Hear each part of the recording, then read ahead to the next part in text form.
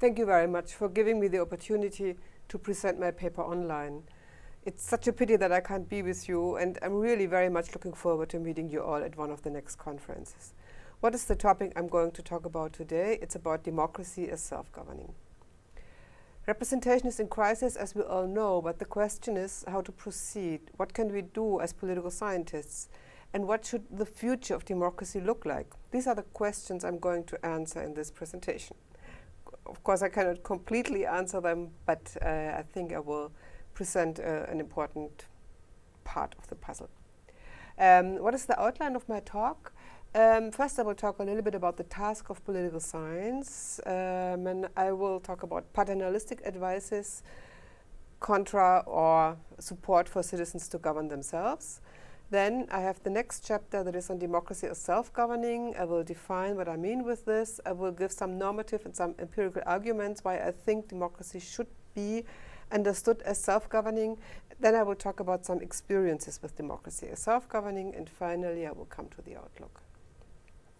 What do I mean with paternalistic advices for how to improve democracy?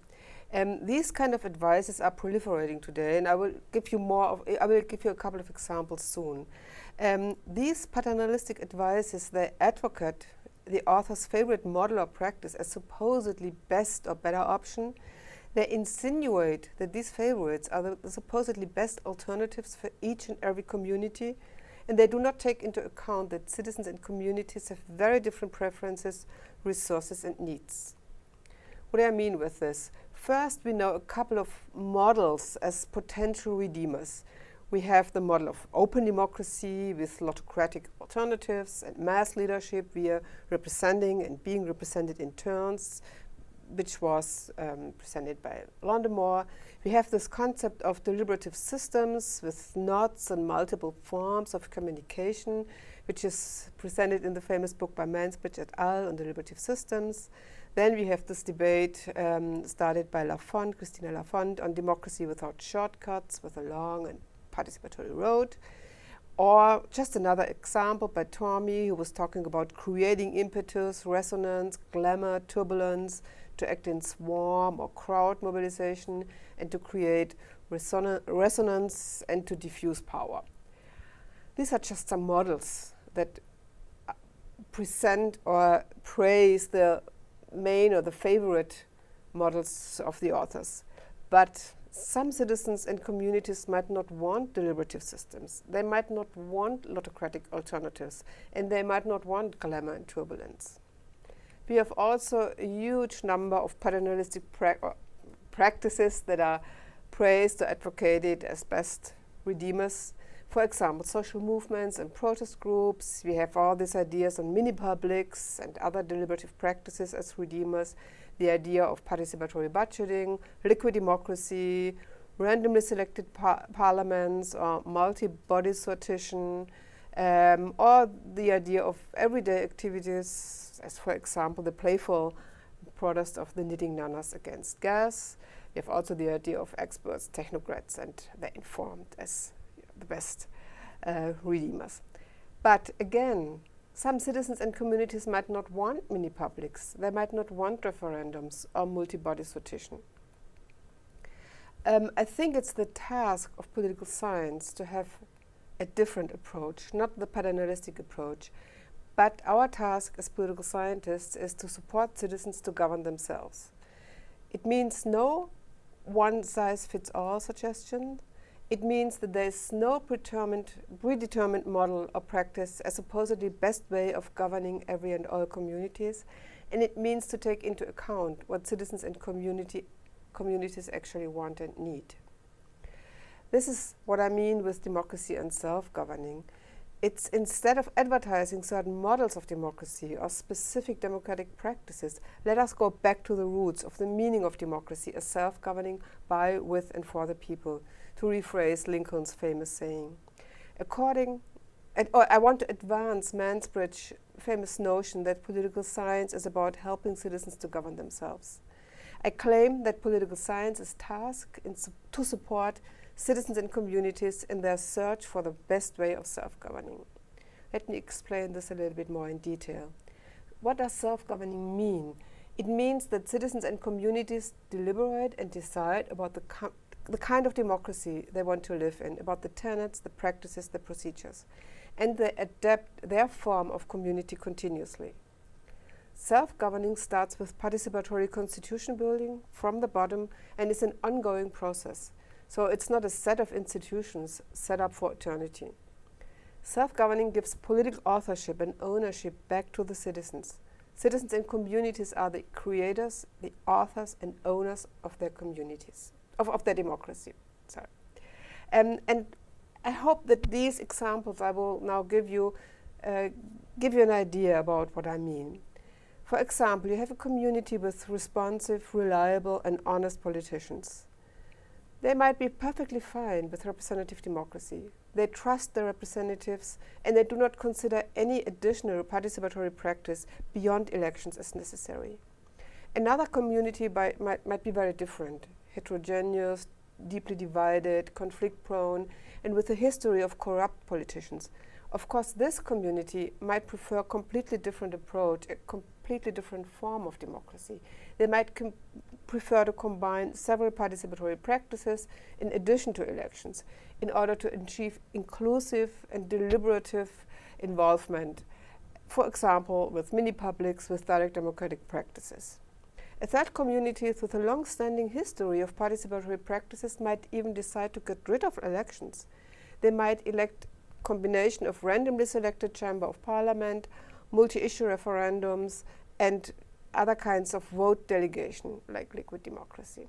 So you see, each of these communities has very different histories, very different resources, very different needs. And depending on this, the community should be able to decide what is best for them. What are arguments for my concept that democracy should be self-governing? I think that democracy is not a board game or a card game where players just have to learn the rules prescribed by game designers. Some politicians and also some scholars might think democracy is that, but it is not. Neither politicians nor scholars know what democracy is. And they cannot judge whether citizens are right or wrong in their ideas what democracy is. Democracy does not mean that people learn and live according to rules prescribed by expert democracy designers. Citizens are the sovereign, and I think this rule should also apply to the design of democracy itself, which should meet the refined preferences of the sovereign. I make here some exceptions. Of course, human rights and civil liberties are not for discussion, even by the sovereign, the citizens. Democracies, and these are now some empirical arguments, why I think my argument or my praise of democracy as self-governing is valid. We also have a couple of empirical arguments why democracies that are self-governing work better.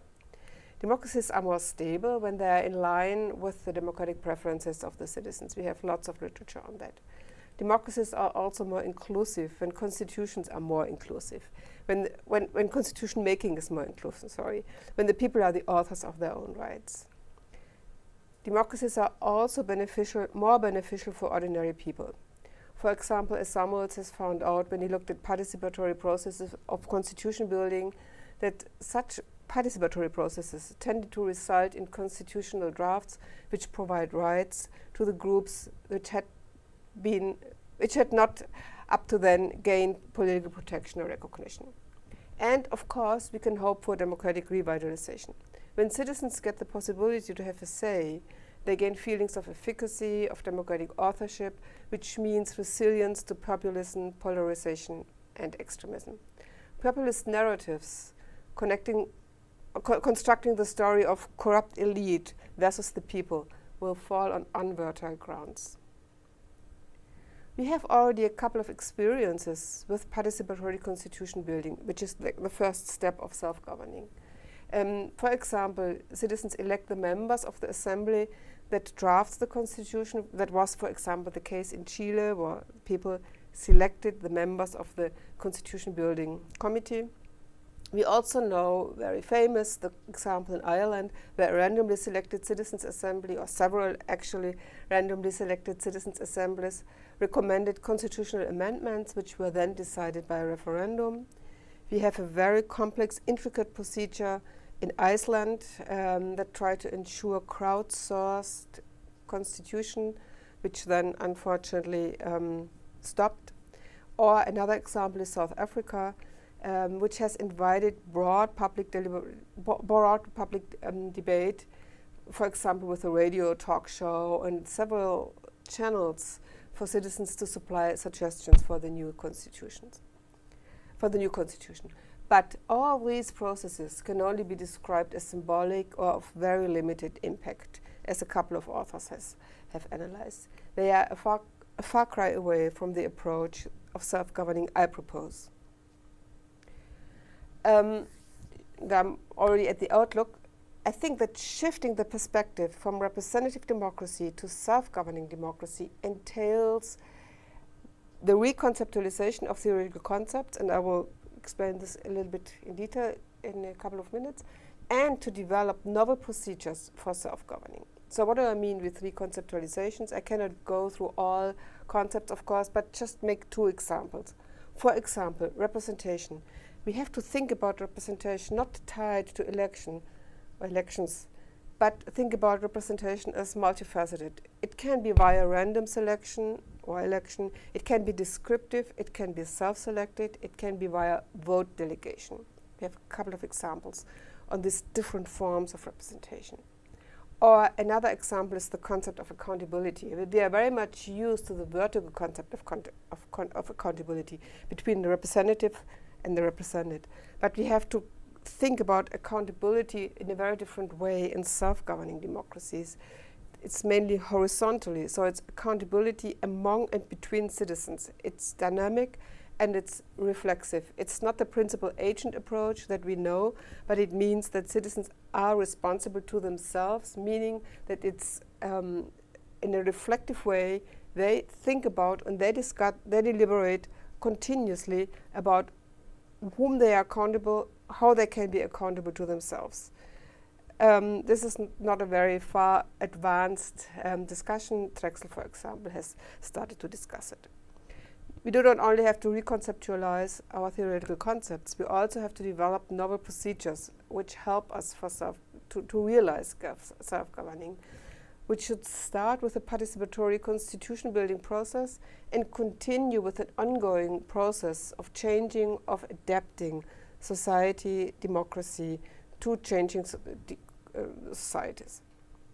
Yes, and if you want to know, this is my upcoming book, which will be hopefully published at the end of the year. I'm also very happy to receive comments or questions. Here is my email address. Thank you very much for listening, and looking forward to meeting you at one of the next conferences. Goodbye.